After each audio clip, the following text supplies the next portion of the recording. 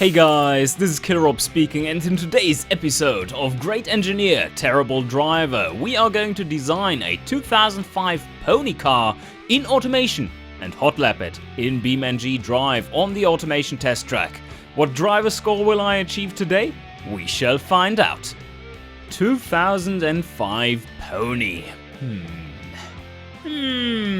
So pony car needs to be reasonably practical, needs to be able to be daily, and it has, practical family car, but with a pretty big-ish, but reasonably cheap engine. The whole car is not supposed to be very expensive, but larger is better, so maybe we need to go for the almost 3-meter wheelbase for this one.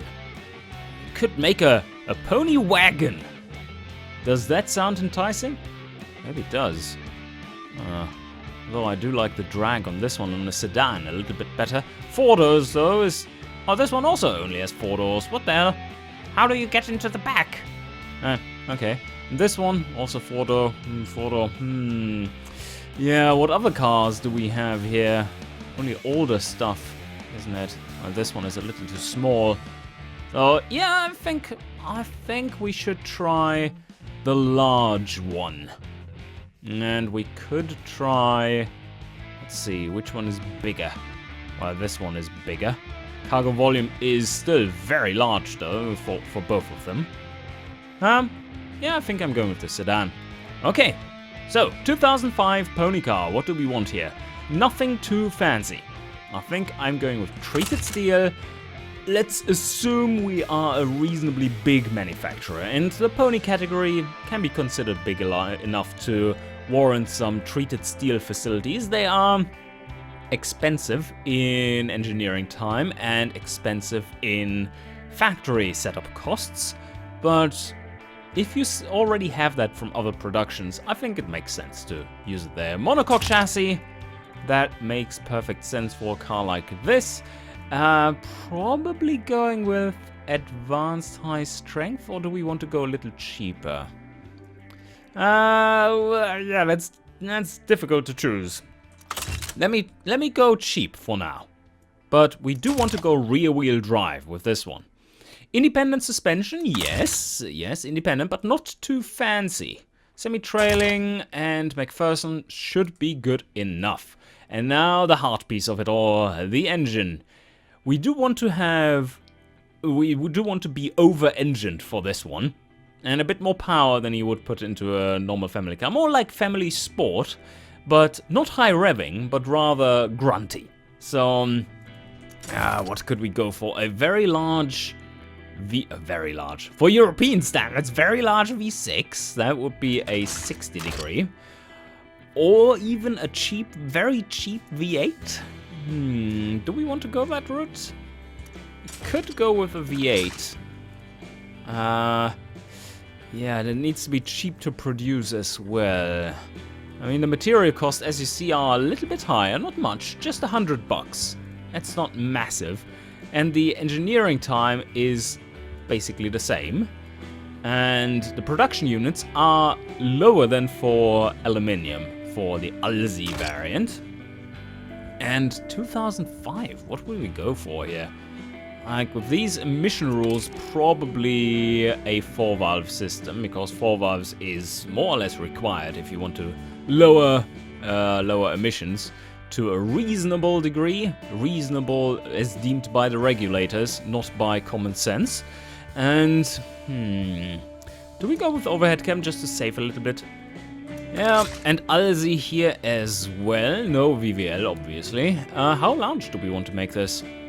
Let's go with 4. Yeah, maybe very, very under square. I'm looking for something very under square. Maybe something like 4.2 liters. Oh, that was too large. Now, that certainly is not a setup for a pony budget car, but for a pony it might work out. And fancy materials, but not fancy technology for the era. Should be fine. Cast, and we go with hypotactic cast. VVT, yes, that's not a major investment. For the cam profile, reasonably low. Let's go with normal. Now the fuel system, simple choice. Only multi-point fuel injection in this one, single configuration, and we go with standard intake. Could consider performance intake for some extra engine noise, just to make it sound a little nicer, but I think the comfort might be a bit more relevant to this one. Go with something cheap, regular 91. And a fuel mixture which allows the sportiness rating to not suck completely. Maybe 13.7. For the ignition timing, around 70. Just advanced as you would do with any ECU fuel map. And then RPM limit. How high will this one rev? Not very. Let's leave it at 5.8 for now. We shall see. So short cast headers, freeway, none, and reverse flow. And get rid of the knocking. And let's see what comes out of it. This looks limited. This looks exhaust limited. So, ooh, that's quite a bit of power in this one. But it will be a heavy car too. And we can only really rev to 5.8. So maybe I do want to lower the cam profile a bit more. Oh yeah, this looks much more like a pony car torque curve from 1,500 to 4,000 RPM, basically maximum torque. That is pretty sweet.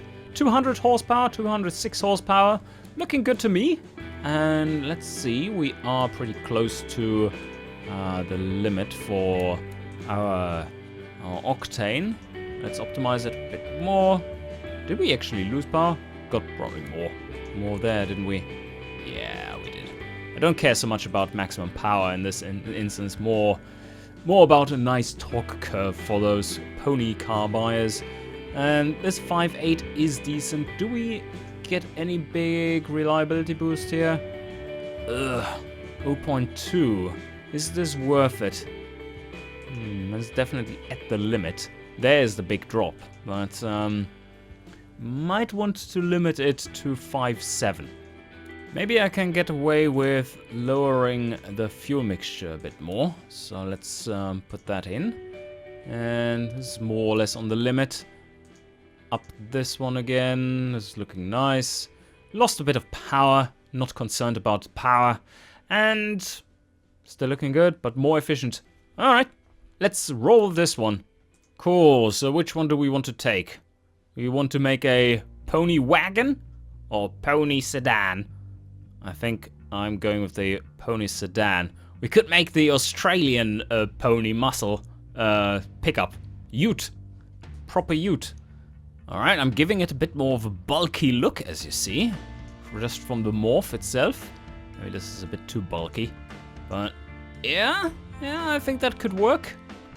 Fixtures and color comes later as always, and now we go with rear-wheel drive. Longitudinal rear-wheel drive. This one needs an advanced automatic, but nothing too fancy. 5 gears is enough. Probably can go with an open differential. This might be heavy enough for it to not wheel spin too crazily. Radial tires, medium compound, and where do we want to go with this one? 220... 205s? Is this enough? Rear... Can I make them equal sized? Maybe I do want to go 225 all round. For that, I would have to activate this one and make this a little larger. Well, this is looking good. 50 profile. Do we really want that? 19-inch rims? Yeah, I guess. Why not? Can always up the tire size a bit more. Go 55 profile instead. Alloy rims. And we go with vented 2-piston front and vented 1-piston rear. And aim for something like 300? This might be a pretty heavy car, so maybe 270 rear. For the pad type... Oh! Go where I want you to. 40. As a compromise between drivability and a bit more sportiness. And we do the balancing later for the under tray. a maximum of semi-clad, but I believe we can leave it at none. I want to keep it simple. And cooling airflow a little higher, 60 maybe. And then 5 seats, yes, definitely. We go with standard interior and standard CD. Oh shit, basic CD is so much cheaper. Let's go with basic CD for now. And then, variable hydraulic, needs to be good to steer. And we are using 2005. 2005, you kind of need the electronic stability control. It is, at that point, you have so many cars that are already trying to use it so that you're like amping up your knowledge in that technology anyway, if you're leading a company, that this is a sensible choice. For the safety, yeah, at least standard. And here we go with standard, progressive springs, gas monotube, and passive. And we are utility. Pony is not on here. That's missing. But our stats are looking nice. So where is the pony? Oh, shit. Wait a second. I need to tune this to normal. There. Okay. And this is definitely not a city car. Let's see. Okay. Nope. Don't believe what you see here. This is nonsense. This is absolute nonsense. As you can see, it's broken. Fuel availability, 200%. Let me just quickly install the other branch of the game. This is our closed beta. Let me get the public version. 2 minutes later. Well, as you can see here, just loaded in the car. Just loaded in the same car. And it scores wonderfully in those categories without us tuning anything else. So, indeed, let me show you the demographics right now. That makes a lot more sense. So the bug in the version we just looked at is that we changed how the database is structured. So these are unsorted and they are just looked up by name. In the new version, they are sorted so that they can be accessed quicker. But if you then still do the other thing with them, and you still haven't changed the sorting way, then it becomes all jumbled, and you have hypercar heavy utility vehicles. So, yeah, that actually happened. But, yes, this is an excellent pony car already. We are spot on. Spot on, 122.5 without optimization. So now let's go through here and optimize a bit more. This is looking good. 240 kilometers an hour top speed, as we've set it there. And I believe that is a pretty good choice. 5 gears is nice, but I do want to optimize it more towards having shorter gears and better acceleration, maybe? The nice thing is that indeed we do not need any fancy differentials. For the wheels, it's a little sporty. It is a little too sporty to my taste. That's very oversteery. But the costs are very controlled. So let's have a look. This is our pinned demographic. 122.5. And if we are going for the slightly cheaper version of this tuning, 205s, we are running into slightly more wheel spin, but it's still okay. And 123. We certainly like the somewhat cheaper car. Okay, let's go with this one instead. And it also has a nicer, more comfy profile on it now. Oh, our brake setup wasn't too terrible, but we do need slightly more power. If we go with a 3-piston, 2-piston setup instead. And I've lowered the pad type to 35. Nothing super sporty necessary for sure. Good balance for the brakes. And yeah, I don't think we need to change anything else there. Right, interior. Let's see if they do want to have something more premium. Seat range 4 to 5. Let's see if 4 is something they actually like better. Yes, they do. It's feels a bit more premium, I guess. And they do like the Prestige. They really do like the Prestige. So, and there's 4 seats. is not as much a pleb car as those 5-seaters, but on the other hand, it's not quite as practical anymore. And 7.7% practicality versus 21.8% prestige. Yeah, that's pretty clear. So now let's try out if maybe... Ooh, that's a big price difference. I don't think they will like this. No, they do. Okay, they do have a bit... Yeah. As a rule of thumb, guys, you can go down to like 70-75% for a category. And that's roughly a sweet spot for your competitiveness. And this one doesn't drop it too much, but increases the relevant points, as you see. Comfort. And maybe even the standard. Nope. No, the standard doesn't do it for them. Alright, time for some setup of the suspension. Give me a sec.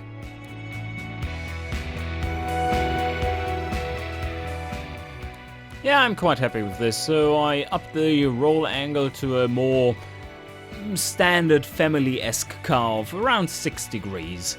A sports car would be around 4.5 to 5.5 degrees, and a supercar is around 3.5, maybe 3 degrees. Hypercars might be a little lower still, and more fancy suspension means usually a bit higher even. But this is a nice way to save money too. We have very cheap stuff, but let's check out if active comfort would be better.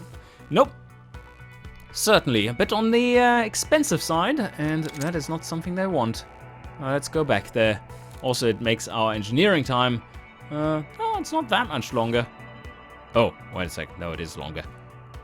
This area of engineering becomes a lot longer. It's 5 months, but that is only on this axis, which is... or this dimension of engineering, the suspension stuff. And that currently is not that expensive. So adding more length to this vector doesn't make the overall engineering time that much longer. But still, I mean, production units and costs are pretty high. Alright, I'm happy with this build overall. This is looking like it's properly tuned now. And it's very green in the more correct categories as compared to before. Yes. So, I think we're done here. And now, it is all down to actually designing this thing. But wait! This time around, I don't forget to put on a dual exhaust first, and then so that I don't have to fix it later. So there we go. But you see, actually, they do like the other one better, the single exhaust. This one is too expensive. Oh yeah, the additional catalytic converter. It's a budget build, so we will have to merge together the exhaust pipes, unfortunately. Also, what we haven't done is to listen to the engine. Nicely packed, as you see. Yeah, this is looking good. Okay, let's give this a quick whirl.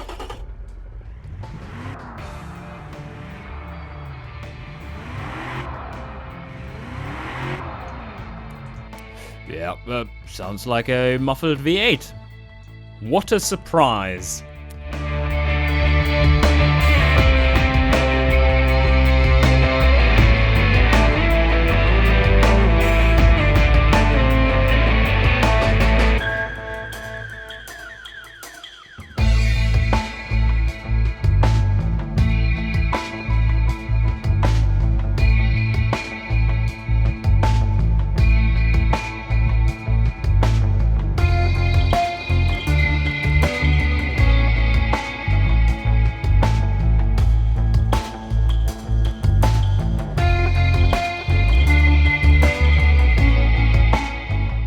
And it is complete. The Roman Vindictus. It is a pony car that pretends to be more than it is, as you would expect. It is looking aggressive and somewhat questionable in the front, and very standard from the sides, and then very questionable once again in the rear. Well, I think that's about as much as you can do with this. Well, no, obviously it is not. But I had this set up for the grills pretty early on, and then just stuck with it. It's not looking too bad. It's not looking too bad. A little overdone, obviously, but that's part of being a pony or muscle car, being overdone. So, yeah, this time around we even have wing mirrors. Isn't that fantastic? And I hate these taillights, but they don't really work in any other way. You can make them smaller so that they fit exactly with these lines, but then that looks weird because you need a weird aspect ratio for them. And so now I've just placed them such that they fill out the sides of the car like this. It doesn't look excellent either because these lines are still there and destroying it.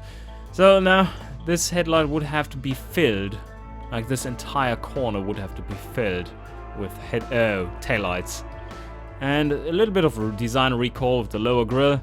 The front lights here, I think that's working really well. These are taillights normally, but I made them to a blinker and front lights inset in the grille. It's working reasonably well. And then a bumper bar instead of a splitter, because we don't want to put aerodynamics on this shit. Okay, yeah, well, I think that's that. And now we need to send it to the test track. So these are the stats.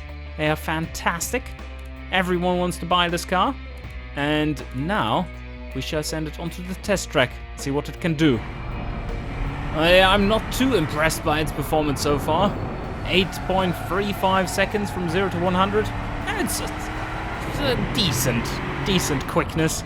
But look at it, it's struggling, it's so heavy. 1,730 kilograms almost. And now the downhill will help it accelerate. It's almost like Dickie McSpeck riding down hills. And we are accelerating towards the line, and this car isn't fast. 2 minutes, 39.81.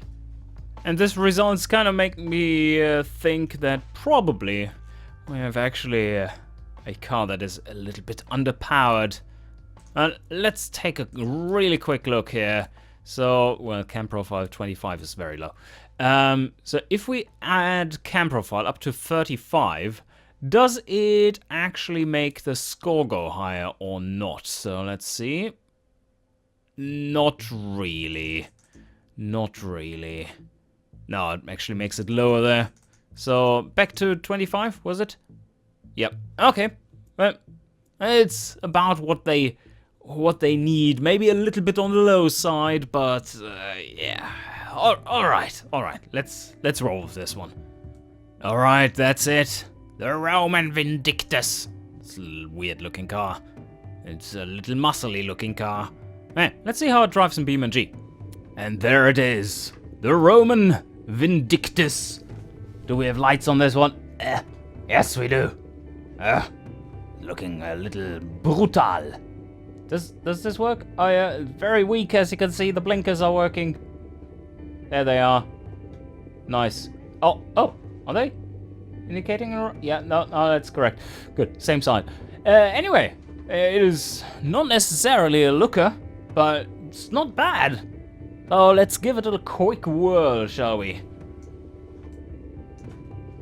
All right, yeah, well, that is automatic. So let's put it in sport mode. Assume that it's, well, this one would have a sport mode. And no clutch there, Killer Rob. Oh, it's a little soft. Oh, it's bouncy. All right, as expected. And whoop, tail happy too. As expected. Whoa, why is it so tail happy? Because you set it up like this, you idiot. Alright, yeah, that's how it works. It definitely doesn't feel fast. It's not fast, no. It's definitely not fast. It goes around corners. If you push the throttle, yes. Otherwise, not so much. So how does it drive? I'm not a fan so far. I'm definitely not a fan so far. It's a mixed bag of handling. Alright, give me a bit of warm-up and I'll be back with the track. Oh well, this one I certainly can't recommend. This one drives just awfully. It is slow, it is sluggish, it doesn't want to turn in, and then when you step on the gas, it just wants to spin out. It's just all around shit.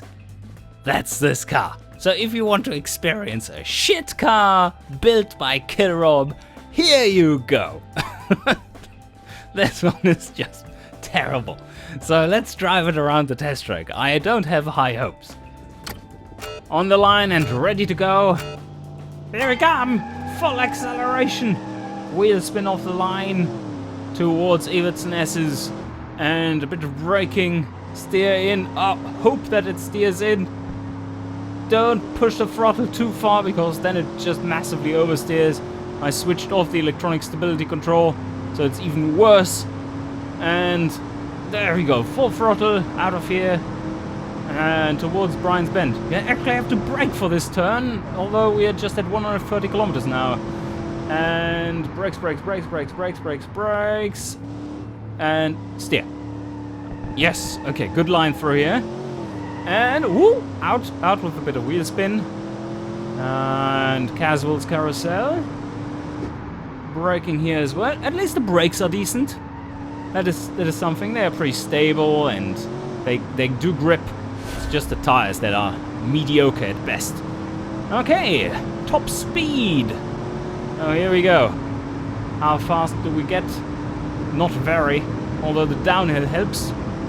Dickie Matchback time. Come on, fat car, fat little car. No, fat big car. Can we go full throttle through here? Yes, we can. At an amazing 185 kilometers an hour. Okay, and braking for this. It's pretty stable, but we do need to slow down even more. And there we go. Oh, no, fucking hell, wait. What was that? That was not very drivable. And here we go towards Killrob chicane. And late braking. That's good. Steer. It's like a pregnant cow on ice, more or less. Full throttle, Pomsicle. Amazing acceleration and grip levels confirmed. And Adam's apex break point. There. Brake. Oh, damn it, slow. Through here. And oh, don't oversteer. Oh, whoa, holy shit. This thing is awful. Alright. Also, my driving is awful, but that's secondary. So, not Caswell's, Cossack corner. And it doesn't want to steer. Come on, steer. Fat bastard. Okay. More braking, lamb's hope. And, yeah, perfect apex. And full throttle towards the line in record time. It's so damn slow. There we go. Let's crash this thing. I need to crash it. Yes. Boom. Okay. We did it. In 2 minutes. 43:60. The Roman Vindictus. What an awful car. It's not a great looker and definitely a terrible performer. But it scores well.